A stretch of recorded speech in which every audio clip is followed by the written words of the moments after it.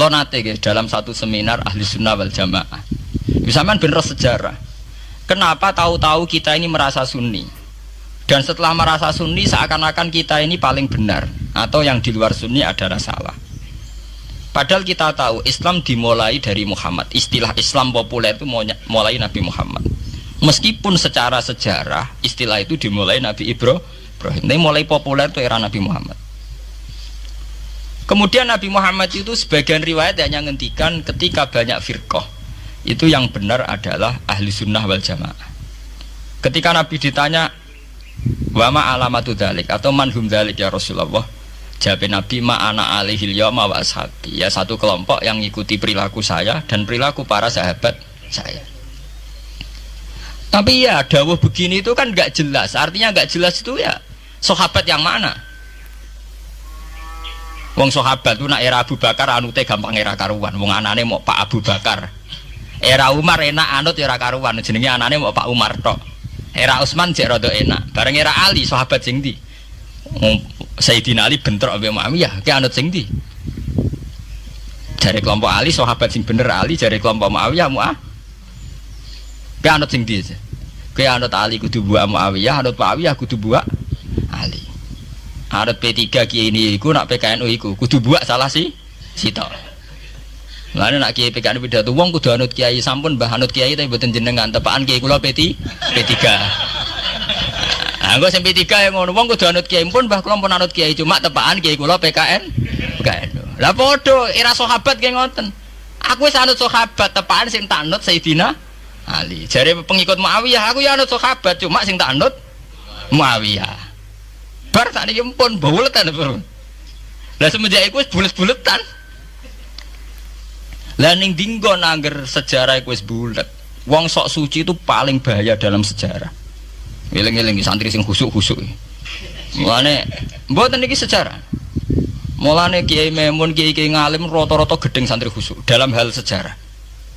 Akhirnya ono kelompok sing sok khusuk yaiku moh tukaran, ya moh partai, moh kelompok-kelompokan. Ngerasa bener dhewe iku sing disebut kelompok Khawarij. Wong Khawarij itu darani dosa gedhe murtad saking khusuke. Ora ana dosa cilik, kabeh dosa iku gedhe. Mergo dosa iku bentuk pelanggaran terhadap Allah Subhanahu wa taala. Wis entek khusuke wong Khawarij. Ora ana wong khusuk dalam sejarah kaya wong Khawarij. Tapi saking khusuke duwe akibat Ali ya darani salah, Muawiyah ya darani salah. Ya kok wong saiki PKB darani salah, PKNU darani salah, NU darani salah, Muhammadiyah darani salah. Dekne mau klunak-klunuk ning kamar ora tau gawe madrasah, ya ora tau mulang ngaji. Paham nggih? Ya ora tau dadani umat, mau pertuntang-pertuntung. Iku Khawarij, ngene jenenge apa? Khawarij. Saelek-eleke partai iku sering duwe paguyuban, mbok grudak-gruduk istighosah mbok gawe sekolahan. Saelek-eleke partai. Saelek-elek ormas yo sering gerakno masa kanggo kebaikan. Tapi sak soleh-soleh wong dhewean paling klunak-klunuk. Padahal nek nggawe madrasah dhewe, nek ora gawe proposal lho. Nek ora ngono donyane entek, padahal donyane mung sapi kuru entek. Iku nggo pondasine tok ora cukup. Nggo pondasine tok mboten apa? Cukup. Wis wong soleh paling apik sak donya, mulyane niat gawe masjid lho. Ndadekno pondasine tok tapak gede tok ora ngarah cukup. Aduk sing rapati sholat lewat partai proposal sana sini masjidnya jadi mewah boko duit subhat mbok haram mbok abang mbok ijo mbok. Akhirnya wong Khawarij gawe satu kelompok sing ngalalno darai Ali yo ngalalno darai Muawiyah. Akhirnya matek dipateni wong Khawarij. Sampai sekarang para teroris, para bom bunuh diri itu rata-rata berangkat dari orang yang sudah anti sama kepartaian, anti sama golongan, merasa suci sendiri, kemudian banyak terjadi bom bunuh diri dan sebagainya. Itu sejarahnya panjang. Memang samu gampang tapi urip. Sebab itu semenjak itu sudah ulama-ulama itu tidak seneng sama orang yang merasa sok suci sendiri, benar. Loh, saya sering ditanya, Gus, sampean itu kan tidak berpartai. Terus kalau organisasi di Indonesia yang sampean ikuti apa? Tak jawab. Asal NU atau Muhammadiyah itu mayoritas, saya hanya ada di antara dua itu. Asal mayoritas, masih mayoritas. Soal aku tidak pengurus, memang tidak pengurus, tapi saya milih di antara NU atau Muhammadiyah. Asal masih mayoritas. Secara organisasi lah. bahwa per detail perilaku kita karena kita punya ilmu, ya mungkin kita punya keikhlasan sesuai kapasitas masing. Tapi kita harus milih salah satu NU atau Muhammadiyah. Karena ya Nabi sering pesan bahirul muslimin wa man sadza fin nar alaikum bil jamaah fa inna yadawahi ma'al jamaah wa man sadza fin nar. Kamu harus ikut kelompok mayoritas. Kamu enggak boleh hidup sendiri. Wa man sadza fin nar, yang merasa benar sendiri masuk neraka.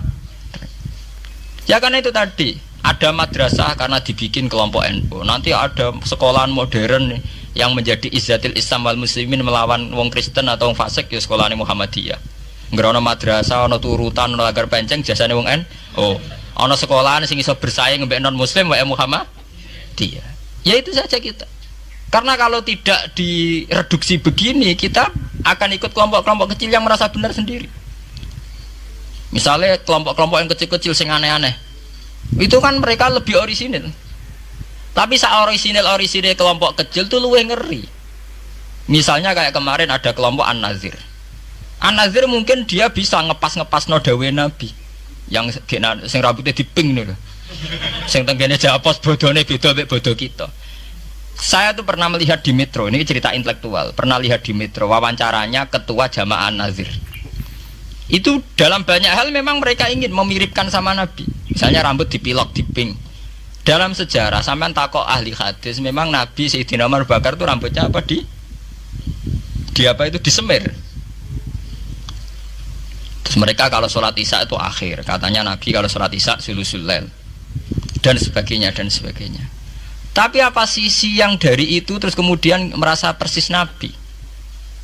Wong Nabi itu macam-macam. Beliau hidup itu berapa tahun? 23 tahun.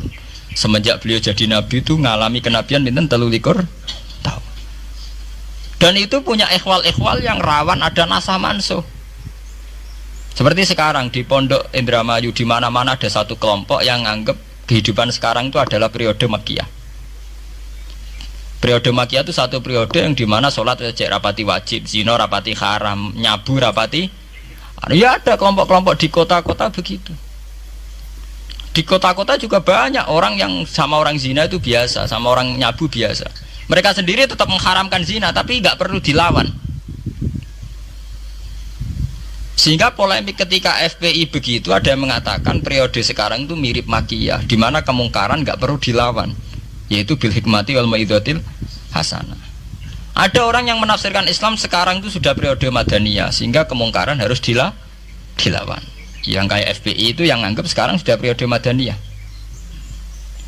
Lah itu kan artinya begini, semua itu toh mengklaim mirip-mirip niru Kanjeng Nabi. Masalahnya semua itu juga ngeklaim mirip-mirip niru Kanjeng Nabi. Terus kemudian ini cerita Malik ahli sunnah. Kemudian sejarah memanjang. Sausé Ali bin Muawiyah keok, Sayyidina Ali keok di putra Sayyid Husain. Sayyid Husain kon ngakoni pemerintahane Yazid teng Syam. Sayyid Husain boten kersa. Idzan al mautu khairun li. Kalau begitu lebih baik mati. Terus dibantai teng Karbala. Bons.